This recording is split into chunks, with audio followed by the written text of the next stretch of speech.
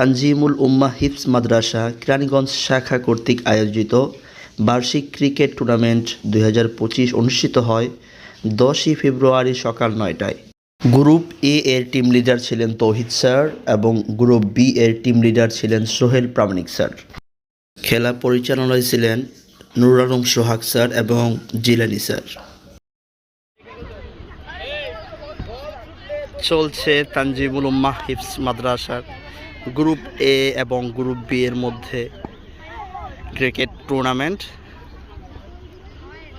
একজন ব্যাটসম্যান এই মুহূর্তে আউট হয়েছে, নতুন ব্যাটসম্যানের আগমন। বলার রেডি বল করার জন্য।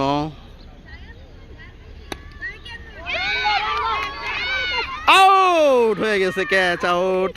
টসে হেরে গ্রুপ বি প্রথমে ব্যাটিং করতে নেমে 8 ওভার শেষে সংগ্রহ করে 81 রান। কিন্তু গ্রুপ এ 82 রানের বিশাল টার্গেটকে মাথায় রেখে ঝড়ো ইনিংস খেলে মাত্র 4 উইকেটের বিনিময়ে কাঙ্ক্ষিত লক্ষ্যে পৌঁছে যায়। ফলাফল গ্রুপ এ 6 উইকেটে বিজয়ী। ম্যান অব দ্য ম্যাচ অর্জন করেন সপ্তম শ্রেণীর ছাত্র রাজ। রাজকে তুলো, রাজকে তুলো, সবাই তুলো তুলো। বিজয়ী ও রানার্স আপ দলের হাতে ট্রফি উঠিয়ে দিচ্ছেন তানজিমুল উম্মাহ ফাউন্ডেশনের সম্মানিত ভাইস চেয়ারম্যান ডক্টর মিম আতিকুল্লাহ স্যার, প্রতিষ্ঠান প্রধান ও অতিথিবৃন্দ।